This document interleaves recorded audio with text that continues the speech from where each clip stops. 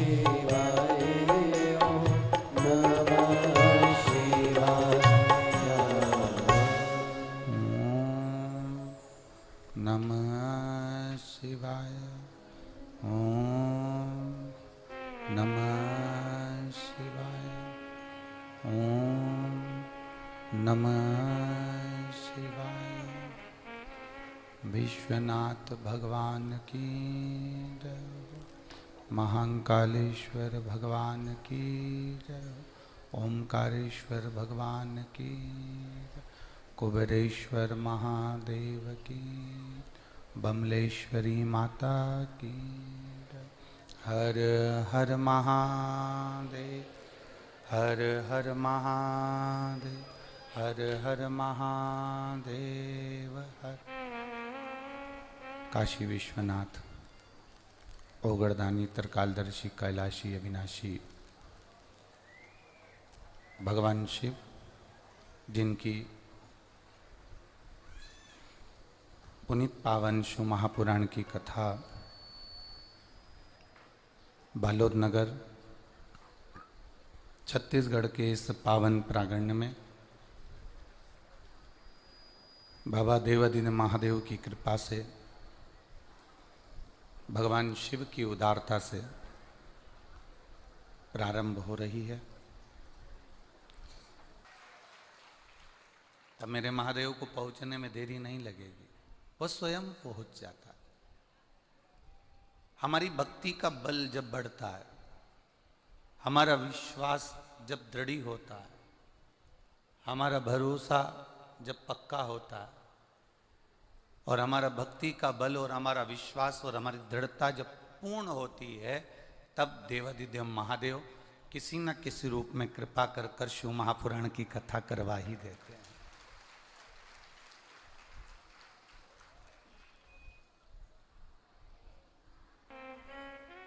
तेरी कृपा बिना न हिले एक भी अणु, लेते श्वास तेरी कृपा से तनु तनु। बखान क्या करूं मैं राखों के ढेर का, चपटी भभूत में खजाना कुबेर का। हे गंगधार मुक्ति द्वार ओमकार तू, भोले ओमकार तू। आयो शरण तिहार शंभु तार तार तू। ये हमारे ऊपर निर्भर करेगा, यह हमारे ऊपर निश्चित करेगा कि हम श्रावण का महीने का जो पूर्ण विराम की ओर जो 5 दिन ये बचे हैं श्रावण के महीने के, इसमें हम कितनी शिव तत्व को प्राप्त कर सकते हैं, हम कितना भगवान शंकर का भजन कर सकते हैं, हम कितनी शिव की स्तुति कर सकते हैं।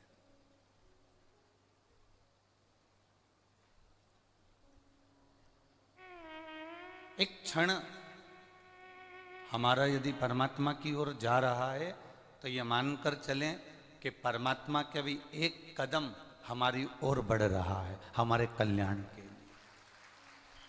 आप जितना क्षण, जितना पल, जितनी घड़ी, जितना समय, जितने घंटे, जितना समय, 1 मिनट, 2 मिनट, 15 मिनट, 20 मिनट, आधा घंटा, 1 घंटा, आप जितना समय परमात्मा की ओर बढ़ रहे हो, जा रहे हो, उनको दे रहे हो, उतना अनुभव करिएगा कि जितना समय आप परमात्मा को दे रहे हो, उतना परमात्मा आपके नज़दीक आते चले जा रहे हैं, भगवान आपके करीब आते चले जा रहे हैं, और आपका कल्याण निश्चित है।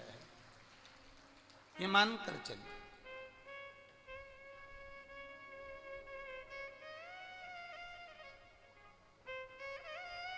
जहां भक्ति प्रबल होती है, जहां पर भक्ति का एक आनंद प्रबल होता है, जहां पर विश्वास और भक्ति का एक आनंद प्रखर होने लगता है, बस वहीं पर जहां भक्ति प्रबल हुई, विश्वास प्रबल हुआ, भरोसा दृढ़ हुआ, वहां शिव को आने में देरी नहीं होती। एक अपने भीतर एक बात का स्मरण रखिएगा, शंकर भगवान का एक नाम है, शिव का एक नाम है शंकर। हम उनको शंकर कहते हैं। शंकर का मतलब जानते हो आप लोग? हम कहते हैं कि कुबेरेश्वर धाम सीहोर की धरा, कुबेर भंडारी की भूमि कंकर शंकर की भूमि है। आप लोग भी कहते हो कंकर शंकर है। शंकर का मतलब क्या होता है? शंकर का मूल नाम का अर्थ क्या है? शंकर का अर्थ है जो आपकी जिंदगी में सुख की वर्षा कर दे, वो शंकर कहलाता है। शंकर वो शब्द है, शंकर वो नाम है जो आपके जीवन में, हमारे जीवन में सुख की वर्षा कर रहा है, सुख बरसा रहा। और जब आपके जीवन में और हमारे जीवन में सुख की वर्षा होती है, सुख बरसता है, तब हमको लगता है कि शंकर की कृपा हुई है। हम कहते हैं कि आप कुबेरेश्वर धाम में आई हो तो कंकर शंकर की धरा पर आए। कंकर शंकर की धरा मतलब आप कंकर की पूजन करने के लिए शिव मानकर, शंकर मानकर आए हो, तो ये निश्चित है कि यहाँ शंकर भगवान आपको खाली नहीं भेजेगा, आपकी झोली खुशियों से भरकर भेजेगा, क्योंकि वो है ही सुख प्रदान करने वाला, सुख लुटाने वाला, सुख की वर्षा करने वाला, सुख देने वाला। जब वो शंकर नाम की व्याख्या यदि हम करें तो वो सुख देने वाला है, सुख लुटाने वाला है और सुख की वर्षा करने वाला है।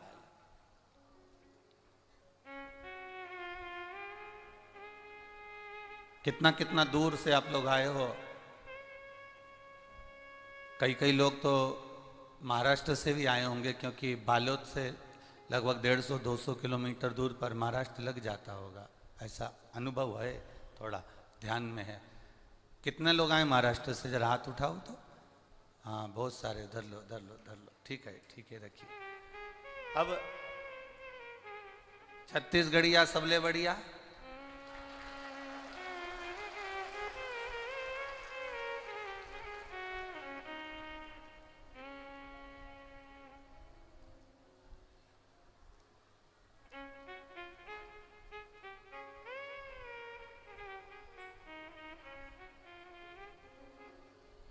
हम जब भोपाल से बैठे फ्लाइट में तो कुछ लोग यहाँ रायपुर उतरने वाले थे। रायपुर से उनकी लगभग 8 बजे के करीब में एक और फ्लाइट थी जिससे उनको कोलकाता जाना था। तो उन्होंने पूछा, गुरुजी आपको हम सुनते रहते हैं, हम आपसे इतना सा पूछना चाहते हैं गुरुजी कि आपकी बात छत्तीसगढ़ के लोग समझते हैं?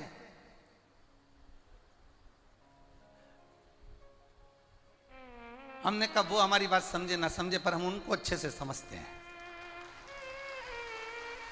वो हमें हमारी बात समझे ना समझे, पर हम उनको अच्छे से समझते हैं। ना समझे पर हम उनको अच्छे से समझते हैं। तो कहा कि आप अच्छे से समझते हो, इसका मतलब क्या है? हमने कहा कि छत्तीसगढ़ का ओरिजिनल अगर छत्तीसगढ़ का निवासी है तो वो किसी को धोखा देना नहीं जानता, ये निश्चितता है उसकी। बस इतना हम जानते, बाकी क्या हमें किसी से मतलब नहीं है। ओरिजिनल अगर छत्तीसगढ़िया है तो वो किसी को धोखा देना नहीं जानता। ओरिजिनल अगर छत्तीसगढ़िया है तो वो अपनी मेहनत में पीछे नहीं हटता। ओरिजिनल अगर छत्तीसगढ़िया है तो अपना कर्म करने में पीछे नहीं हटता। ओरिजिनल छत्तीसगढ़िया है तो वो अपनी मेहनत से पीछे नहीं हटता। और ओरिजिनल छत्तीसगढ़िया है तो काम करते करते काम नहीं छोड़ता, काम करते करते भगवान का नाम ले लेता है। और अगर उसको लगे कि मुझे 1 लोटा जल चढ़ाना है, देरी नहीं करता, वो धान बोते बोते भी शंकर को याद कर कर मन से 1 लोटा जल चढ़ा ही देता है। ये छत्तीसगढ़िया है, कोई सहजता छत्तीसगढ़िया की है।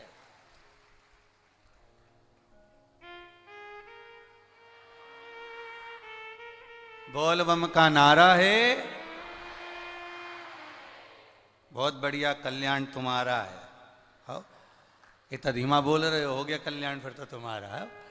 बोल बम का नारा है। तो छत्तीसगढ़ एक आनंद का विषय, एक रस तत्व का विषय, एक आनंद का विषय। सारे दुनिया के देवालय शिवालय में जहां जहां आप जाएंगे, वहां जहां अक्षत बाबा को चढ़ाया जाता है वो कहीं और का नहीं होता, मेरे छत्तीसगढ़ का होता है। इसलिए बाबा भी कृपा करता रहता है। भोला सब दुख काटो, ओ भोला सब दुख काटो। ये शिव तत्व को प्राप्त करने की एक ललकता हमारे भीतर हो, हमारे अंदर उत्पन्न हो। ये हमारे ऊपर निर्भर करता है कि हम किस तरह से कथा को अपने अंदर उतारें, हम किस तरह से समझें। एक ब्यूटी पार्लर वाली जीजी ने एक अच्छी बेचारी बई आई थी लड़की, उसको तैयार करा। उसका वो क्या बोलते हैं, बहुत सारा हल्दी चंदन लगा लगा के लेपन करके फेस वॉश नहीं, फेसियल, हाँ अच्छे बोले हो। और जीजी होन तो बोले नहीं, पहले भैया बोल दिए हो, भैया बोल दिए फेसियल करा। अब उसका फेसियल करा तो वो एकदम चमक गई जोरदार। उसने चमकते से ही कहा पार्लर वाली से, कितने साल से तुम्हारा पार्लर चल रहा है? उसने कहा 22 साल से। पर दिख तो नया रहा। नहीं, इसको खोला तो मैंने अभी 1.5 महीने पहले। अच्छा, पहली ग्राहक आप ही है। अच्छा, तो 22 साल से क्या करती थी? कुछ नहीं, 8 घर में जाती थी, बर्तन मांज के आती थी। सारे बर्तन इतने जोरदार चमकते थे, हमारी मालकिन हमें कहती तू बहुत जोरदार चमकाती है, कभी तो जिंदगी में एक आध पार्लर खोल लेगी ना तो सबके मुंडा को चमका देगी। बस पहली बार खोला और तुम्हारा चेहरा ऐसा चमकाया, तुम्हें कैसा लग रहा है? उसने कहा बताओ मैं क्या बर्तन हूं जो तूने मुझे चमका दिया? तो ये जो समझना है हमारी बुद्धि से, हमारे विवेक से, ये जरूरी नहीं कि आप भगवान को ऊपर से रिझाओ। ये जरूरी नहीं कि हम भगवान को ऊपर से अपने चेहरा दिखाकर भगवान को रिझाया जाए। शिव महापुराण की कथा कहती है, जिस दिन दिल से आनंद के साथ आप देव अधिदेव महादेव को रिझाने का प्रयास करोगे, बाबा आपका ऊपर का पहनावा नहीं देखेगा, ऊपर का चेहरा नहीं देखेगा, और बाबा आपका हो जाएगा और आप बाबा के हो जाओगे। बाबा आपके हो गए, आप बाबा के हो गए। मत दिखावा नहीं है मेरे शिव के पास में, उनके पास में दिखावे का काम है ही नहीं।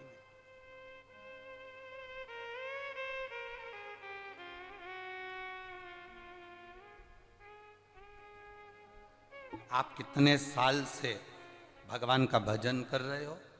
आप कितने साल से मंत्र का स्मरण कर रहे हो? आप कितने साल से भगवत नाम कीर्तन कर रहे हो? उससे मूलता नहीं है। मूलता ये है कि आप भगवान को रिझाए कितनी देर, आप भगवान को मनाए कितनी देर, कितना पल लगा आपको भगवान को मनाने में। हमारे यहाँ पहले के विवाह और आज के विवाह में अंतर होता है। पहले के विवाह जो होते थे, लड़की चाय की ट्रे लेकर आती थी, रखती थी, एक क्षण के लिए निगाह मिलती थी और विवाह पक्का हो जाता था। विवाह पक्का हो गया, 7 जन्म तक निपटा था। आज के ज़माने में लड़का लड़की को दिखा दो, मिला दो, होटल में रोज मिले, संबंध पक्का हुआ, फ़ोन पर 8-8 घंटे बात हुई, उसके बाद भी संबंध होने के बाद भी, विवाह होने के बाद भी मालूम पड़ा कि 4 महीने, 3 साल, 2 साल में तलाक हो गया। इसको विवाह नहीं कहते महाराज। भगवान की भक्ति भी ऐसी होती है, तुम घंटों तक मंदिर के अंदर बैठे रहो और तुम सोचो कि भगवान मुझे मिल जाएगा, भगवान मिलने वाला नहीं। तुम गंगा के घाट पर घंटों तक बैठे रहो, तुम्हें लग जाए कि भगवान हमें मिल जाएगा, भगवान मिलने वाला नहीं। तुम नर्मदा जी के घाट पर घंटों तक बैठे रहो और तुम सोचो कि भगवान हमें मिल जाए, भगवान हमें नहीं मिलता। तुम सोचो कि मैं जंगल में जाकर बैठ जाऊं, घंटों तक वहीं पर बैठकर तप साधना करूं, भगवान मिल जाए, भगवान इससे नहीं मिलता। भगवान को पाने के लिए माला से ज्यादा मन की जरूरत पड़ती है। जितना हम मन से भगवान को रिझाने का प्रयास करते हैं, देवाधिदेव महादेव उतना हमारे करीब आता चले जाता है। राम कृष्ण को पाने के लिए आप माला से ज्यादा मन को भजने का प्रयास करें, मन से परमात्मा को रिझाने का प्रयास करें। जितना जितना आप परमात्मा को रिझाने का प्रयास करेंगे, उतना उतना परमात्मा आपके नजदीक आता चला जाएगा। आप जितना परमात्मा को नजदीक लाना चाहें, उतना मन से भगवत भजन की ओर जाएं, उतना मन से भगवत स्मरण की ओर जाएं, वो हमारे करीब आता चले जाए, वो हमारे नजदीक आता चला जाए। कितना सुंदर भगवान को, तुम्हारे कितने घंटे तक तुम माला लेकर बैठे हो, कितना तुमने सिर पर चंदन लगाया है, कितना तुमने आनंद से कंठा पहना है, कितना आपने मालाएं धारण करी है, कितना आप कहीं देवालय शिवालय बनाए बैठे हैं, कहीं कितना आप गंगा यमुना के घाट पर बने बैठे हैं, कितना आप तीर्थ में जाकर बैठे हैं। भगवान को इससे कोई मतलब नहीं। भगवान कहता है आप जहां बैठे हैं, अपने घर में, परिवार में, नातों में, रिश्तों में, कुटुंब में, कबीले में, जहां बैठे हो, उस बैठे हुए स्थान पर अब भगवान कहते हैं कि तू मुझे दिल से याद कर, मैं तेरे पास में आकर बैठ जाऊंगा, तुझे मैं देखता रहूंगा और तू मुझे देखता रहना, बस और कुछ नहीं। हमारे यहाँ तो शिव महापुराण वर्णन करती है, केवल 2 बार मुख से शिव शिव कहने वाले का भी उद्धार हो जाता है। शिव पुराण कहती है 1 बार मुख से शिव कहने वाले का भी कल्याण हो जाता है। यहाँ तक हमारे यहाँ एक सुंदर स्थान का नाम आता है महाबलेश्वर। क्या नाम है? जम के बोलो जरा सा। महाबलेश्वर। लोग उसको हिल स्टेशन भी मानते हैं, लोग जाते हैं वहां पर। आप में से कोई गया है?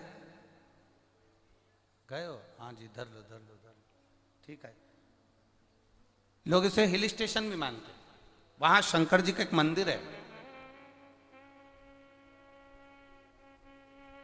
उसका नाम था महाबल। अब उसका नाम महाबलेश्वर हो गया। कभी स्मरण किया आपने कि महाबलेश्वर, महाबल, ये मंदिर जहां भगवान शिव विराजमान है, ये शंकर भगवान का एक अविरल शिवलिंग, सारे लिंगों से आनंद देने वाला राजलिंग माना जाता है। उसको हमारे यहाँ महाबलेश्वर कहा जाता है, महाबल कहा जाता है। आखिर उस शिवलिंग में ऐसा है क्या? उस शिवलिंग के आनंद में ऐसा सुख क्या है?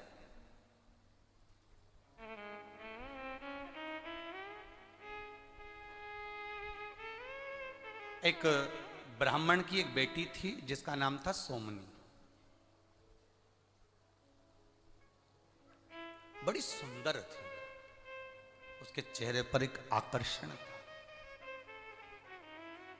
केश लंबे, मुखाग्रविंद सुंदर, स्वरूप सुंदर। ब्राह्मण ने सोचा कि मेरी बेटी बड़ी हो गई है, अब इसका विवाह कर देना चाहिए। अब ब्राह्मण ने विचार कर कर उस सोमनी का विवाह एक ब्राह्मण बालक से कर दिया। बालक भी बड़ा सुंदर था, बड़ा आकर्षण था उस बालक के चेहरे।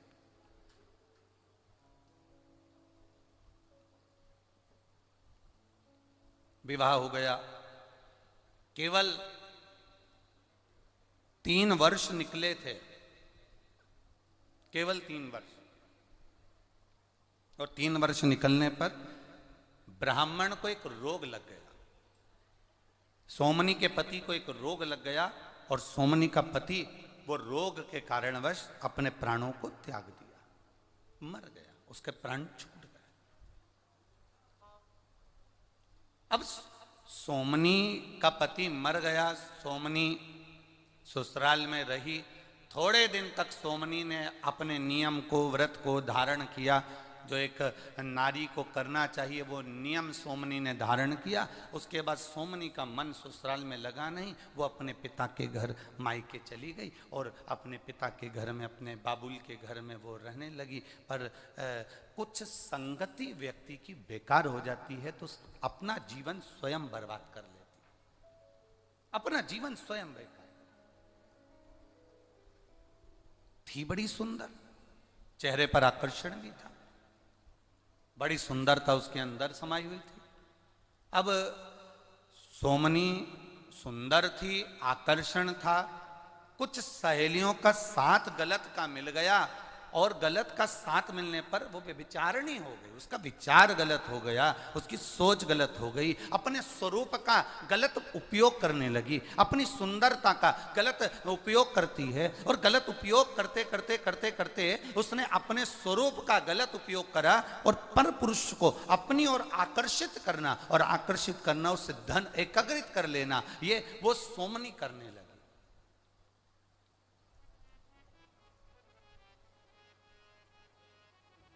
वो सोमनी कर रही। एक विचार अपने अंदर उतार कर रखिएगा मेरी जीजियों, एक विचार अपने अंदर उतार कर रखना मेरी बहनों। अपने अंदर एक विचार को लेकर बैठना कि हमारी सुंदरता, हमारा स्वरूप,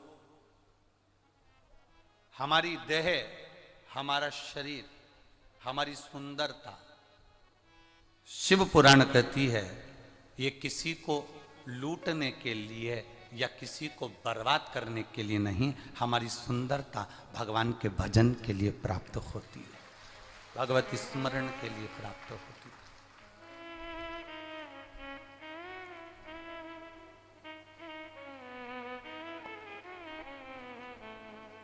इससे हमें किसी को बर्बाद नहीं करना,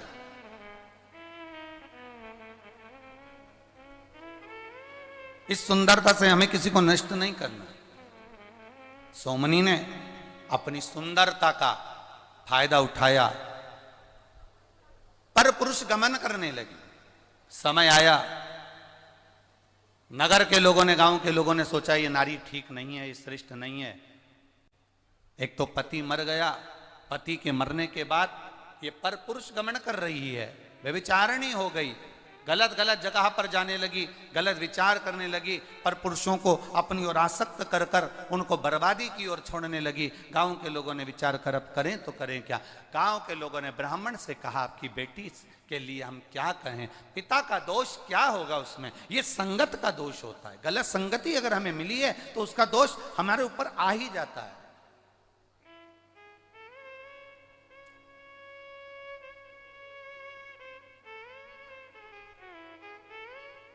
आप लोग इतनी इतनी दूर से आए हो, बैठे हो, कोई 2 दिन पहले, कोई 1 दिन पहले आया होगा, पंडालों में आकर विचार, उसने अपनी बिछात करी, बैठा, विश्राम किया।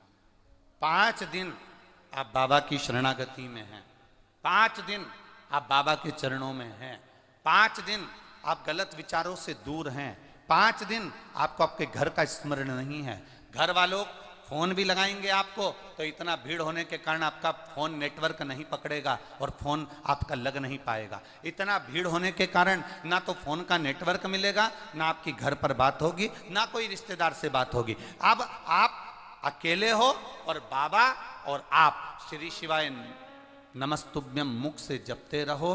भगवान जो प्रसाद आपको दे दे वो प्रेम से पाते रहो और भगवान की कथा का स्मरण करते रहो। 5 दिन आप अपने भीतर भगवत भजन को अंदर से उत्साहित कर रहे हैं, भगवत भजन को आनंदित कर रहे हैं। 5 दिन आप भगवान की अविरल भक्ति में डूबने का प्रयास कर रहे हैं।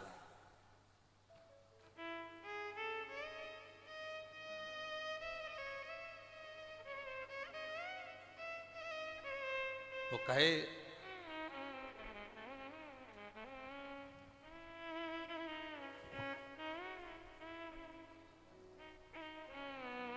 वो आप लोग कहते हैं ना,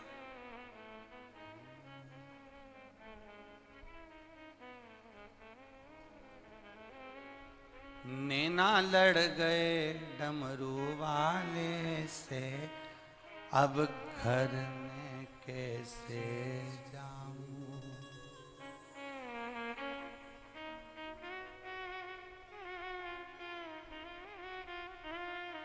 अब घर में कैसे जाऊं, अब मैं घर कैसे जाऊं। अरे नैना लड़ गए डमरू वाले से, अब मैं घर कैसे जाऊं। घर जाऊं तो मेरी सास लड़त है,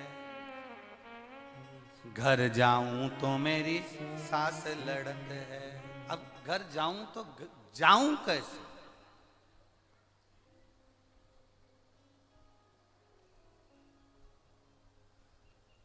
अरे घर जाऊं तो मेरी सास लड़त है, सत्संग में डमरू वाले के, अब घर जाऊं तो कैसे।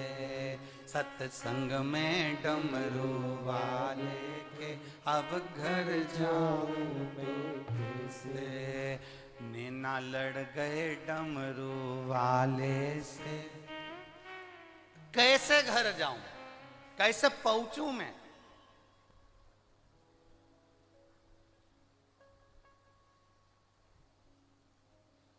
जब नैन लड़ गए भगवान से, अब मन नहीं लगता।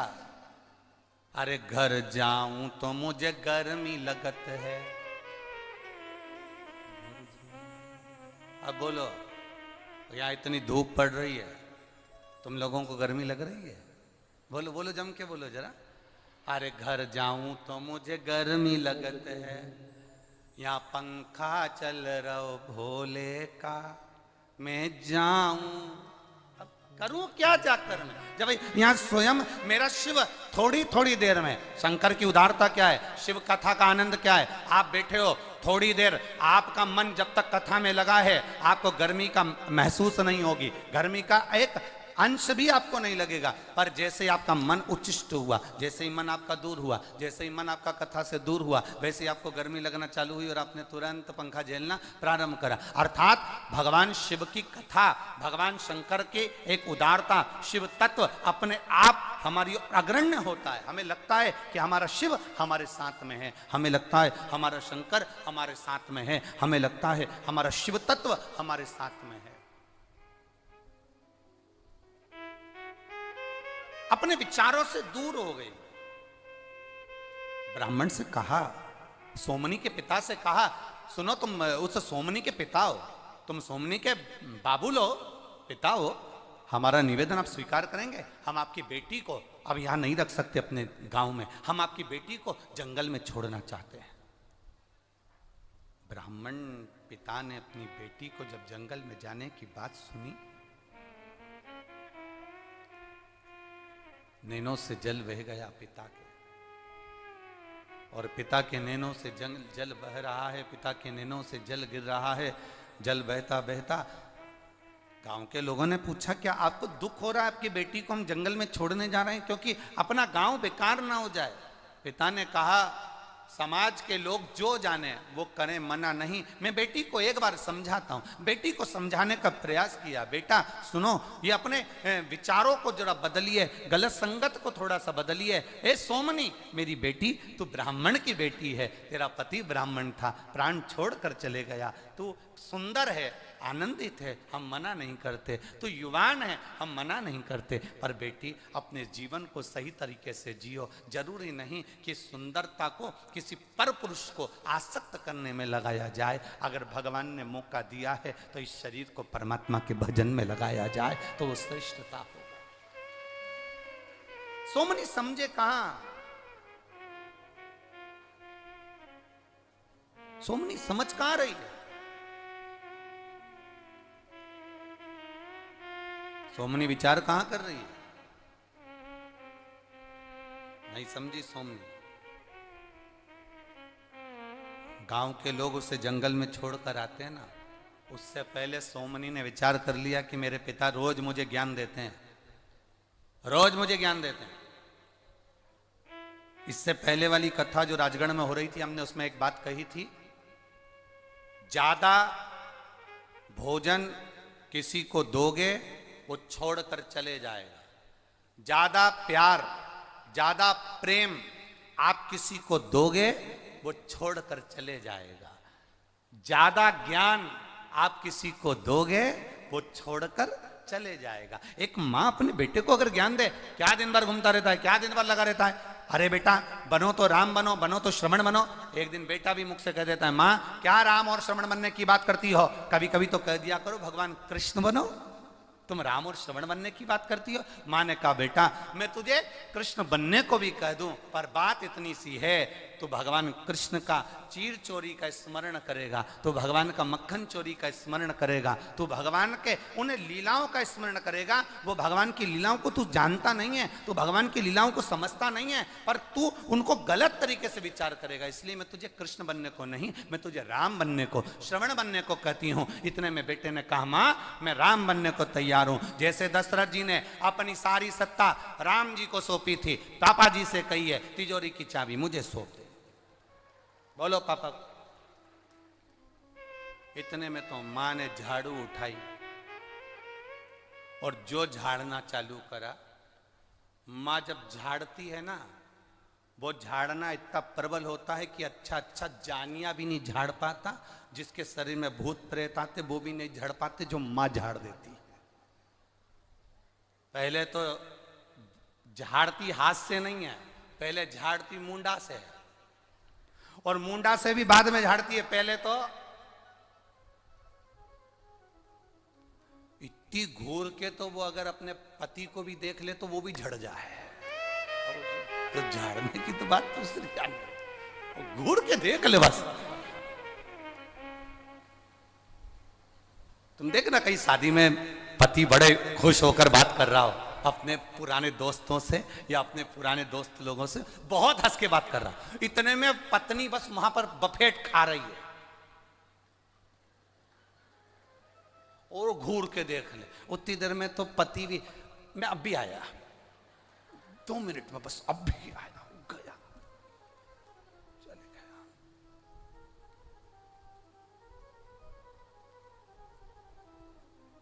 कोई पूछ रहा था, गुरुजी लेडीज तो मालूम पड़ जाती है, स्त्री मालूम पड़ जाती है कि मांग भरी है तो शादी हो गई, मंगलसूत्र पहनी है शादी हो गई, पांव में बिछुड़ी पहनी है शादी हो गई। पुरुष को कैसे मालूम पड़ता है कि शादी हो गई? हमने कहा भरी सभा में सब हंस रहे हैं और वो चुप बैठा हो, समझ लेना हो गई, समझ जा, हो गई उसको, वो चुप बैठा है, मौन। इतना अच्छा संवाद चल रहा है, इतने अच्छे से सब एंजॉय कर रहे हैं, सब घूम रहे फिर रहे, मस्ती मजाक कर रहे, और वो एकदम मुसद्दी लाल जैसा चुप। समझ जाओ, हो गई, बस इतनी में समझदारी हो गई, समझाया। अधिक अगर भोजन ज्यादा दोगे ना तो वो छोड़कर चले जाएगा। आप प्यार ज्यादा दोगे ना, प्रेम आप दीजिए, किसी को बहुत ज्यादा प्रेम दीजिए, बहुत स्नेह दीजिए, मेरा बेटा, मेरा बाबू, मेरा स्नेह, मेरा स्नेह, बहुत प्रेम दीजिए। जिसको आप ज्यादा प्रेम दोगे वही छोड़कर चले जाएगा। आधे में भोजन आधा छोड़कर चले जाते हैं ज्यादा देने पर। प्रेम ज्यादा मिले तो आधा छोड़कर चले जाते हैं प्रेम में। और ज्ञान माँ ज्यादा दे, बेटे से कहे ऐसा कर ले, वैसा कर ले, वैसा कर ले, बाबू ऐसा कर लो, भाई से कहो, किसी को ज्यादा देने का प्रयास करो, वो नहीं लेगा, नहीं लेगा। अभी अभी हम ही यहाँ पर बालोद से कहते थे कि बालोद में पूरे सावन का 1 महीना कथा होगी। अगर हम कह दें तो ये तुम जितना बैठा हो ना, उसमें से आधे से आधे सब खसक लेते कि महाराज इतना लंबा ज्ञान नहीं चाहिए हमें, तो वो 5 दिन का 7 दिन का दे दो दादा, बहुत होता है। तो ज्यादा अगर देवे तो कौन लेवे, आधा अधूरा में चले जावे। तो यहाँ तो शिव पुराण कर रही है, भोजन ज्यादा दोगे आधा छूट जाएगा, प्यार ज्यादा दोगे आधा छूट जाएगा, ज्ञान ज्यादा दोगे आधा छूट जाएगा। और ब्राह्मण ने अपनी बेटी सोमनी को समझाया, सोमनी सुन बेटा ऐसा है, बेटी को समझाया तो बेटी के दिमाग में कहाँ आया, और बेटी अपने पिता का घर छोड़कर भाग गई, एक जंगल में चली गई। जंगल में उसको लगा कि अब ये गलत आ गई, मैं अच्छा पिता के घर रह रही थी, अपने बाबुल के घर रह रही थी, पर जंगल में मैं आ गई। और जंगल में पहुंचने के बाद सोमनी का मन नहीं लग रहा, अब करूं तो करूं क्या, विचार करा क्या करा जाए। माँ घूम रही थी, अब मेरी सुंदरता किस काम की इस जंगल में, मेरी इतनी सुंदर युवान अवस्था किस काम की जंगल में, अपने विचारों को मनन चिंतन कर रही थी। तभी एक जंगल में रहने वाला एक व्यक्ति जो मांस का आहार करे, मदिरा का आहार करे और जो गलत विचार में, गलत विचारों में पड़ा रहे, ऐसे गलत व्यक्ति ने उस सोमनी को देख लिया। सोमनी को देखा और देखकर उसने देखा कि बड़ी सुंदर है, तो बड़ी आकर्षणता है इसके अंदर, बड़ी सुंदर है ये। सोमनी को बुलाया उसने। सोमनी जाने को तैयार नहीं, क्योंकि दिखने का अच्छा नहीं था, बुरा लग रहा था, बड़ा भयंकर था, डरावना था। सोमनी उससे भागी और पकड़ कर लेकर आया, अपने भवन में रखा। सोमनी भूख से बिलक रही थी, उसने भोजन दे दिया। उसने किया, थोड़े थोड़े समय के बाद उन दोनों का स्नेह बढ़ा, दोनों ने प्रेमवश आनंद में विवाह कर लिया। अब सोमनी भी उसके जैसी हो गई, जैसे वो मांस का आहार करता है, सोमनी ब्राह्मण की बेटी होकर भी मांस का आहार कर रही है। जैसे वो मदिरा का पान करता है, सोमनी मदिरा का पान कर रही है। वो जैसे जैसे वो गलत विचारों में पड़ा हुआ था, सोमनी वैसे वैसे विचारों में पड़ती चली गई। समय बीतता बीतता बीतता बीतता 1.5 वर्ष हो गए, 2 वर्ष हो गए। एक दिन पत्नी सोमनी भी मदिरा का नशा कर कर धुत थी और पति भी मदिरा के नशे में कहीं चले गया था। ये ढूंढने के लिए गई पर पति मिला नहीं, उसको मिला नहीं। क्या करा जाए, क्या करूं, पति नहीं मिल रहा। नशे में दूध वापिस आ गई। रात्रि का समय था, प्रकाश नहीं था, जंगल ही जंगल था। इसके दो जगह पर इसने स्थान बनाकर रखा था। एक स्थान पर गाय को बांध कर रखती थी दूध के लिए, और दूसरा स्थान था जहां बकरी और भेड़ को बांध कर रखती थी आहार के लिए। ध्यान नहीं रहा, रात को लगी भूख और ये इसको जाना था, बकरी और भेड़ बंद थी उस स्थान पर पहुंच गई। ये गाय के स्थान पर गौशाला में, इसको ध्यान नहीं, हाथ में खड़क थी, भूख लग रही थी, तलवार लेकर पहुंच गई और तलवार लेकर इसको लगा कि यही बकरा है। जानकर, एक बकरा जानकर उसने गाय के बछड़े को तलवार से काट दिया। काटा, खींचती खींचती अपने कमरे में, अपने कक्ष में लेकर आ गई। कक्ष में लेकर जो आई और आने के बाद में उसने जो थोड़ा सा प्रकाश में देखा कि मुझसे गलती हो गई, बकरे की जगह ये गाय का बछड़ा मर गया और उसके मुख से निकल गया शिव शिव। उसके मुख से निकल गया 2 बार। क्या निकला है, जम के बोलो जरा, शिव शिव। मुख से निकल गया शिव शिव, 2 से निकल गया शिव शिव, 2 बार निकला मुख से।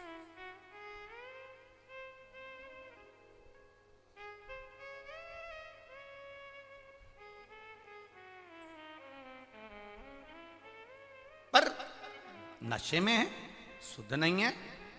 2 बार मुख से शिव शिव निकल गया, नशे में, शुद्ध नहीं, शुद्धता नहीं है उसको बिल्कुल भी।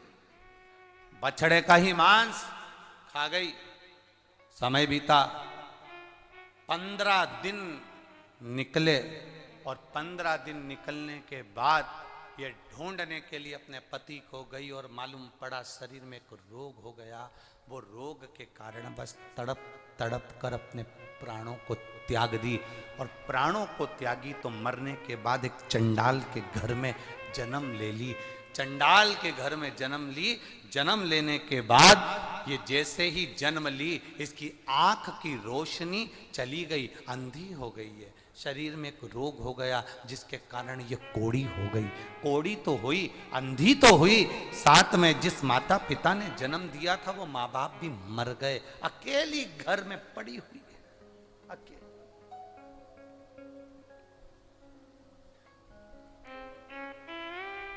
तड़प रही है, बिलख रही है।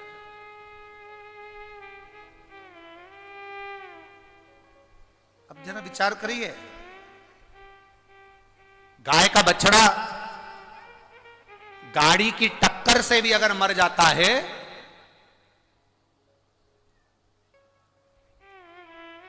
तो व्यक्ति को मरे हुए कुत्ते के अंदर जो इल्लियां पड़ती हैं, उस इल्ली का जन्म लेना पड़ता है। जरा ध्यान दीजिएगा। गाय का बछड़ा, गौ माता गाय का बछड़ा, अगर मान लो गाय का बछड़ा गाड़ी के टक्कर से लग गया, गाड़ी का टक्कर हो गया, बच गया, श्वास चल रही है, मरा नहीं, तो ठीक है। पर गाय का बछड़ा भी अगर गाड़ी के टक्कर लगने पर अगर मर जाता है, प्राण छूट गए, तो जो कुत्ता सड़ा, मरने के बाद जब सड़ता है, मरने के बाद जब सड़ता रहता है, उसके सड़ने पर जो कीड़े पड़ जाते हैं, जो इल्ली पड़ जाती है, उस मरे हुए कुत्ता जब सड़ता है तो उसके पास में एक सफेद कलर की इल्ली पड़ जाती है। वो इल्ली का जन्म उस बछड़े को मारने वाले को लेना पड़ता है। इल्ली का जन्म प्राप्त होता है। तो अब यह कथा बहुत विचित्र है सोमनी की। तो सोमनी ने तो बछड़े को मारा था, पर इसको तो मरे हुए कुत्ते जो सड़ गया है उसमें इल्ली का जन्म होना था। फिर ये 94 लाख नरकों का जो व्याख्यान वर्णन करा है गरुड़ पुराण के अंतर्गत, तो इसको तो इल्ली का जन्म लेना था। फिर ये वापिस चंडाल के घर में बच्ची बनकर जन्म ली, फिर चंडाल के घर में बेटी बनकर जन्म ले ली, फिर चंडाल के घर में इसका जन्म हो गया। तो आश्चर्य की बात तो ये है कि इसको मनुष्य देह वापिस कैसे मिल गया। उसका कारण केवल एक था, इसने 2 बार मुख से क्या बोला था, शिव शिव कहा था, इसलिए इसका वो सड़े हुए कुत्ते की इल्ली नहीं बनी, ये मरने के बाद वापिस मनुष्य की देह प्राप्त हो गई, वापिस मानव का शरीर मिला। पर मानव का शरीर भले मिल गया, पर शरीर अच्छा कहां मिला।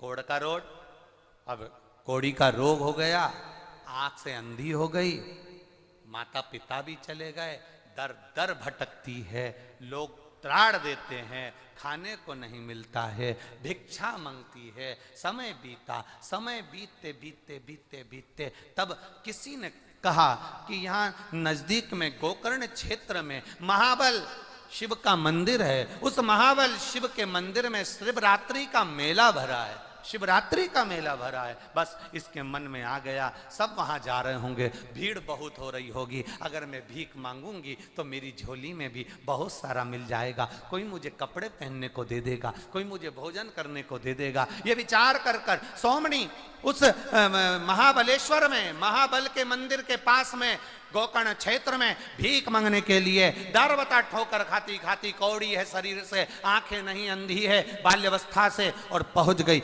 महाबल के मंदिर में। अब वहां इसके शरीर में इतनी गंध आ रही थी, इतनी कौड़ की गंध आ रही थी कि कोई इसके पास में नहीं आ रहा था, कोई इसके पास नहीं गया। इसीलिए शास्त्र कहता है महाराज, मत बुरे कर्म कर बंदे वरना पछताएगा, भगवान की आंखों से तू बच नहीं पाएगा, तू बच नहीं पाएगा। अरे ओ अज्ञानी मत कर नादानी, अरे ओ अज्ञानी मत कर नादानी, तेरे कर्म का फल भी तू ही पाएगा, जैसा किया तूने तेरे आगे आएगा। मत बुरे कर्म कर बंदे वरना पछताएगा, भगवान की आंखों से तू बच नहीं पाएगा, तू बच नहीं पाएगा।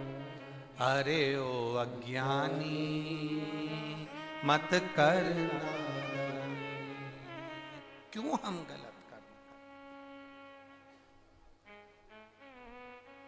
जाएगा जब यहाँ से कुछ भी ना पास होगा, 2 गज कफन का टुकड़ा तेरा लिबास होगा। जब जाएगा, कुछ नहीं जाने वाला, सब धरा रह जाएगा। धरा का धरा पे, धरा की धरा रह जाए, यहीं का यहीं।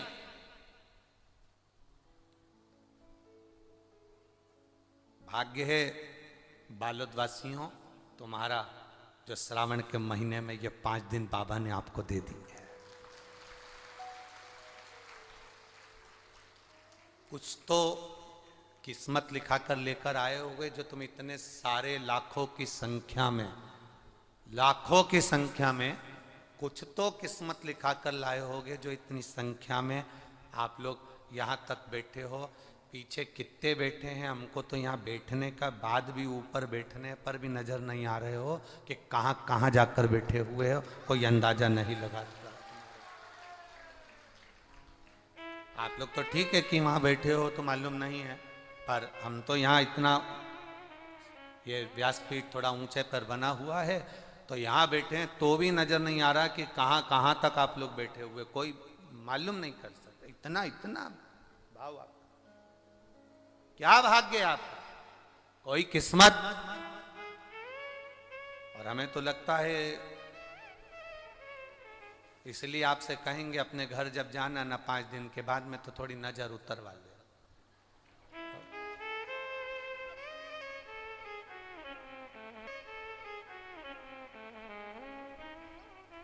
थोड़ा थोड़ा नजर जरूर उतरवा लेना कि कुछ बाबा की कृपा तुम पर हुई होगी, जो बाबा ने आपका हाथ पकड़कर यहाँ तक खींच कर बुला लिया और कथा सुनवा दी। ये शिव कृपा है, वो तो उसकी उदाहरण, उसकी करुणा बड़ी विचित्र, बड़ी कृपा।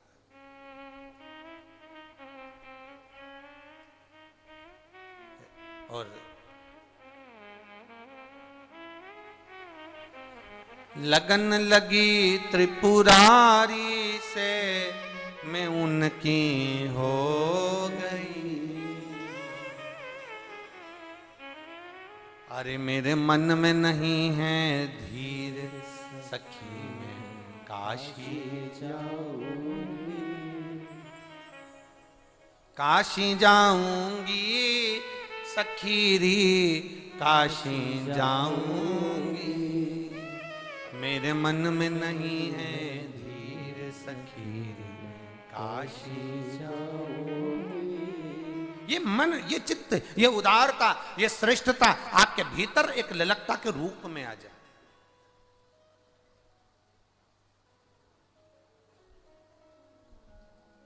अरे डम डम डमरू वाला बड़ा है मत वाला, डम डम डमरू वाला बड़ा है मत वाला। अरे डम डम डमरू वाला बड़ा है मत वाला, डम डम डमरू वाला बड़ा है मत वाला, डम डम डमरू वाला बड़ा है मत वाला, डम डम डमरू वाला बड़ा है मत वाला।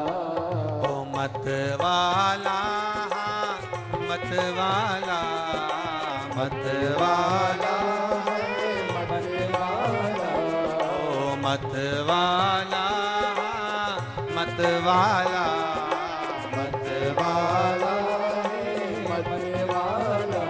अरे डम डम डमरू वाला बड़ा है मत वाला, डम डम डमरू वाला बड़ा है मत वाला,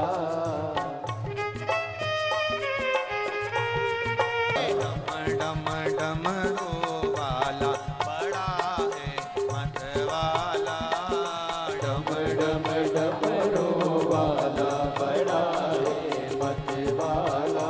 अरे डम डम डमरू वाला बड़ा है मत वाला, डम डम डमरू वाला बड़ा है मत वाला। अरे डम डम डमरू वाला बड़ा है मत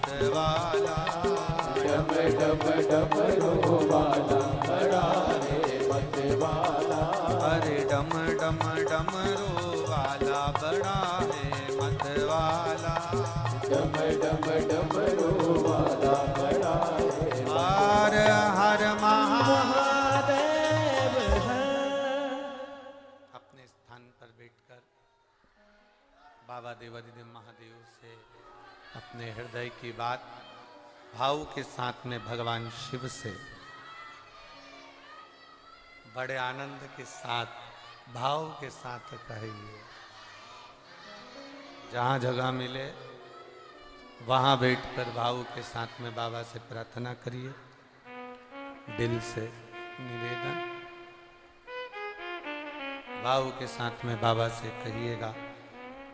श्रावण का महीना है और श्रावण भी अब विराम की ओर जा रहा है। शिव महापुराण की कथा है, बालोद क्षेत्र है। दिल से जहां जगह मिले, चाहे कार्यकर्ता हो वो भी बैठकर अपने स्थान पर बाबा से दिल से प्रार्थना करें।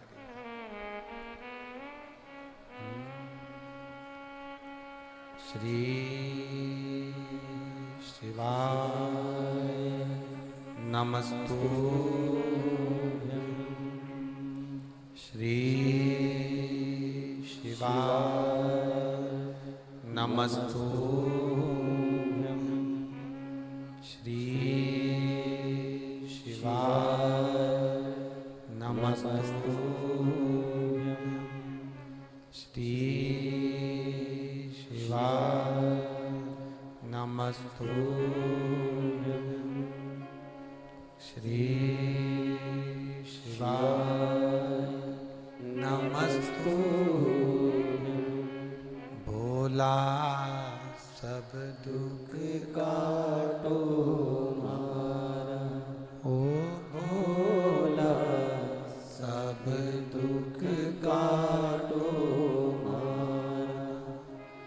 शिव शंकर जपूं तेरी माला, भोले बाबा जपूं तेरी माला।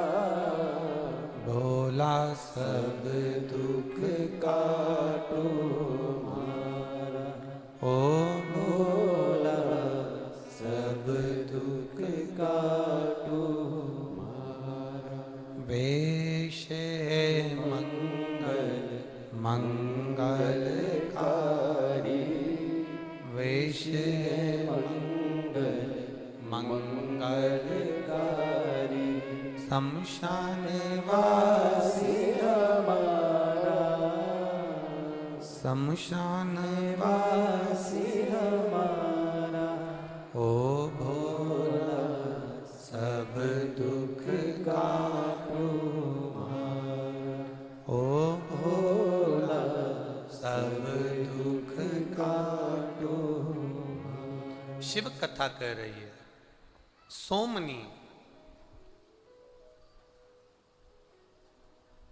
शरीर में कौड़ी का रोग हो गया, नेत्र की ज्योति चली गई।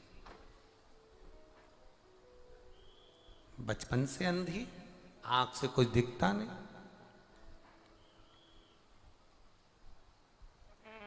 किसी ने कहा कि महाबल महादेव के मंदिर में शिवरात्रि का मेला है, आप जाइए। लोगों से पूछा, इतना इतना हड़कंपा मचा हुआ, इतनी भीड़ जा रही है, ये सब कहाँ जा रही है? उसको दिखता नहीं था, पर कानों से श्रवण करती। लोग बात करते करते जा रहे थे, महाबलेश्वर महाबलेश्वर, महाबल मंदिर महाबल मंदिर, महादेव का मंदिर, सब जा रहे हैं गोकर्ण क्षेत्र में। इसके मन में आया कि सब जा रहे हैं तो मुझे भी जाना चाहिए। वहां पर लोग भी बहुत आएंगे, भिक्षा भी बहुत मिलेगी, भिक्षा के साथ में पहनने के लिए वस्त्र भी मिलेगा।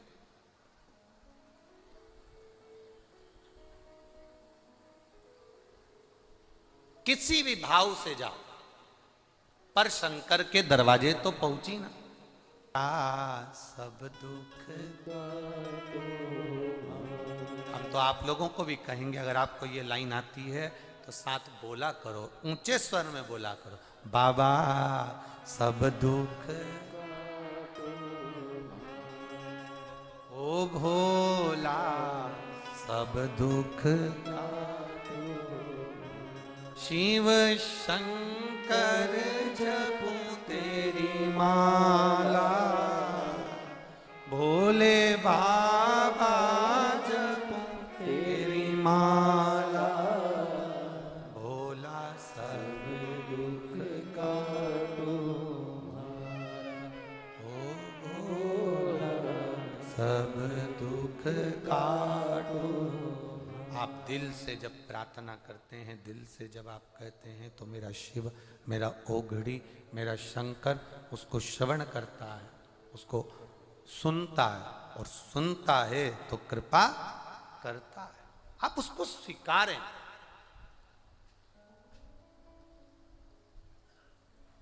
जब आंख में कैंसर बता दिया, हैदराबाद वाले ने 15 दिन का टाइम दे दिया, वो 15 दिन में कुबरेश्वर पहुंच भी गई, रुद्राक्ष ले भी आई, शिव जी को चढ़ाने लगी, और वही रुद्राक्ष का जल, वही शिव पर चढ़ा जल अपने नेत्रों से लगाने लगी। और शिव कथा कहती है, ये उसका पत्र, उसमें उसका वर्णन लिखा है उस बेटी ने। पत्र तो ऐसे ऐसे एक पत्र लिखा है जिसमें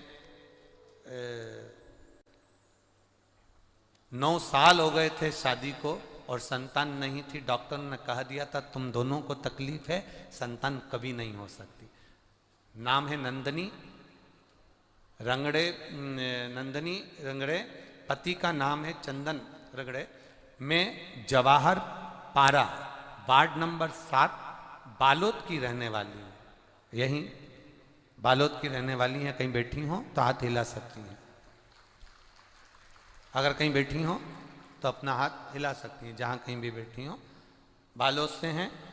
मेरा नाम नंदनी रगड़े, पति का नाम चंदन रगड़े, Jawahar park ward number 7 Balod की रहने वाली हूँ। गुरुदेव, एक लोटे जल का मैं क्या गुणगान करूँ। 9 साल हो गए थे, हम रायपुर भी इलाज करवाए, सब जगह इलाज करवाया, डॉक्टरों ने मना करा था तुम्हारे यहाँ संतान नहीं होगी। पर मैंने सफेद आंकड़े की जड़ वाला प्रयोग करा गुरुदेव, हुआ नहीं। दूसरी बार फिर प्रयोग करा गुरुदेव, हुआ नहीं। तीसरी बार पशुपति व्रत करा गुरुदेव, और पशुपति व्रत करने के बाद फिर सफेद आंकड़े की जड़ का प्रयोग करा। बाबा की कृपा से मेरे यहाँ संतान का सुख हुआ, जिसका मैं फोटो साथ में लगा रही हूं, जिसका मैं फोटो भी लगा रही हूं। ये शिव तत्व है, ये ओघड़ी। कह दे कोई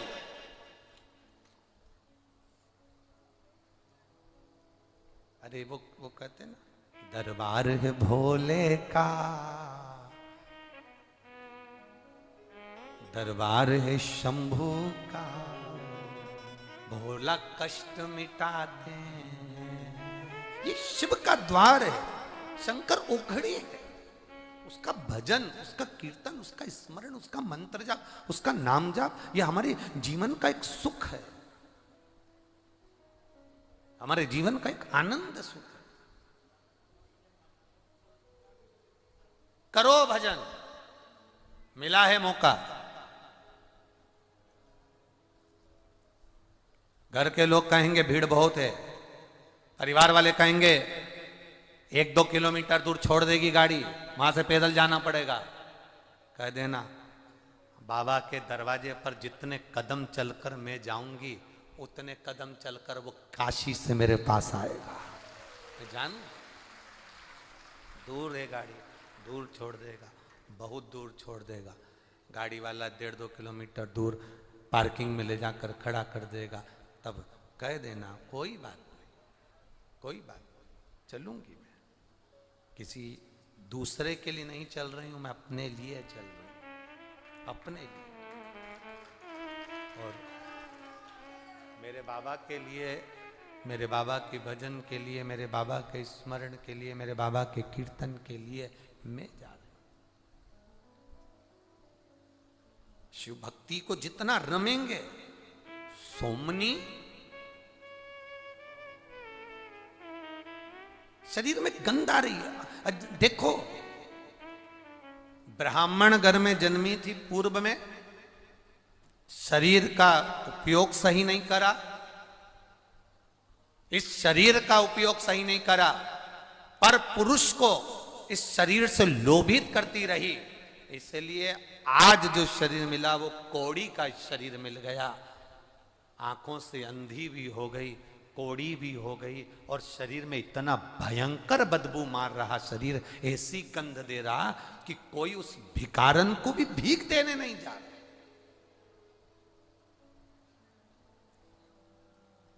कोई उस भिक्षुक को भी भिक्षा देने के लिए जाने को तैयार नहीं। कौन भिक्षा देगा?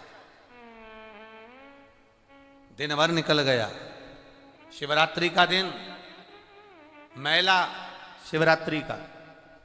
आपसे भी निवेदन है, आपके छत्तीसगढ़ में, आपके घर के पास, आपके नगर के पास, आपके क्षेत्र में कहीं शिवालय है, शिवरात्रि का दिन है,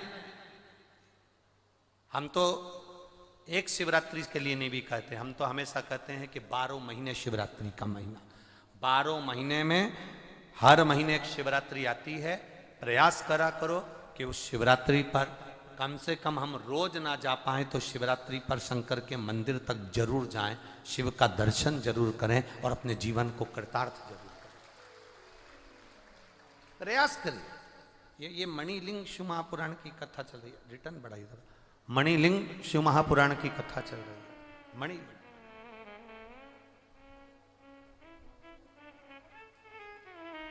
आप जितना स्मरण करें अपनी चित्तवृत्ति में, आप उतारिए उसको कथा में, आपका जीवन सार्थक होगा। बहुत सारे मिलेंगे आपको जो आपको तंत्र मंत्र साधना सब बताएंगे, थोड़ी बहुत बेल भभूति भी दे जाएंगे। और हमारे पास ना तो बेल भभूति है, ना मंत्र है, ना तंत्र है, ना साधना है। हमारे पास तो केवल एक है, सारी समस्या का हल। जम के जरा एक लोटा जल, और दूसरा है बोल बम का नारा है।